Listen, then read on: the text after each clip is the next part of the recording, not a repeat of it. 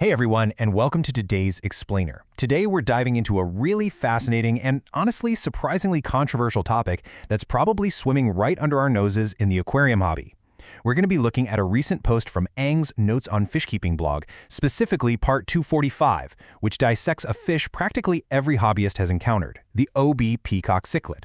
But what makes this fish so intriguing isn't just its biology, it's the intense, love-it-or-hate-it aesthetic debate it sparks. So let's get right into it and break down the mystery, the science, and the total subjectivity behind one of the most polarizing swimmers in the pet trade. Okay, let's dive right into this. First up, the polarizing peacock cichlid, a true fish store phenomenon. If you've ever wandered down the aisles of your local aquatic shop, you've almost certainly crossed paths with the subject of today's explainer, even if you didn't quite know its name at the time.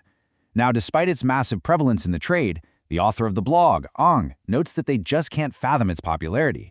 They vividly describe the fish's random mottled pattern as looking, quote, a bit too much like spilled ink for their liking. I mean, it's a fantastic, colorful description, right? It perfectly captures the bewildering, chaotic aesthetic of this animal. It's not a neat, symmetrical design at all. It's literally a splatter. So, this brings us to a really compelling question. If an experienced fish keeper looks at this animal and immediately thinks of an accident with an inkwell, why on earth does this specific fish absolutely dominate local fish stores? I mean, why is it literally everywhere? Well, to answer that, we kind of have to look at the stark reality of how these fish are traded. The author outlines some very specific observations from their local stores. Sure, they're constantly encountered in the cichlid sections, but notice the context here. You see cheap prices scrawled directly on the aquarium glass, and the fish actually in the tanks usually have remarkably dull colors. And dryly concludes that these are mostly rejected batches, the less impressive leftovers. The reality is, these fish are often just bought in bulk by hobbyists who simply need to fill up space in a larger tank alongside other varieties. It's a fascinating contrast, really. It's a fish bought way more for sheer volume than for its distinct beauty. Moving on to the anatomy of a hybrid, let's explore the actual science behind that splatter.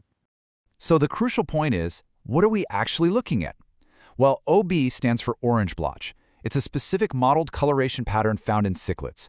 And honestly, if you aren't familiar with the term OB, you might actually know it by its other common name in the hobby, the calico pattern. But here is the massive educational payload from the blog.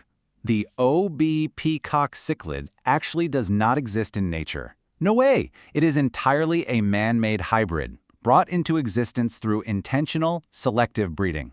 So that chaotic, spilled ink look, it's not a product of natural evolution in some wild lake. It's a direct product of human intervention in the aquarium trade. And this brilliantly illustrates exactly how this biological recipe works.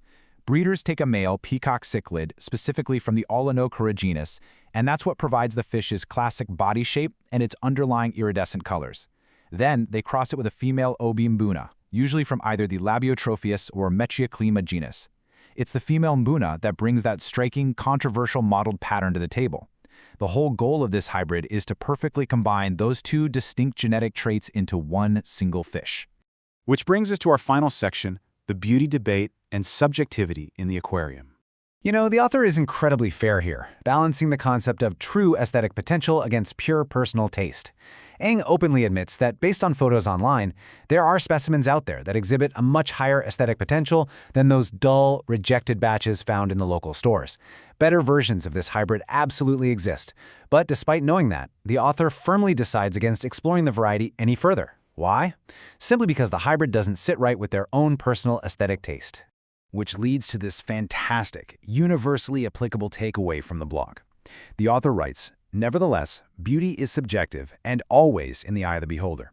It honestly perfectly sums up the aquarium trade, especially when it comes to man-made hybrids.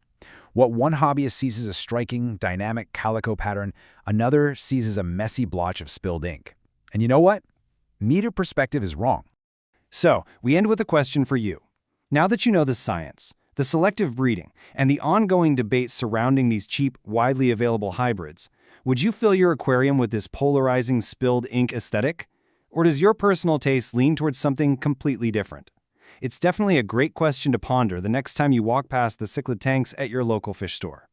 Thanks so much for joining me for this explainer, and keep exploring.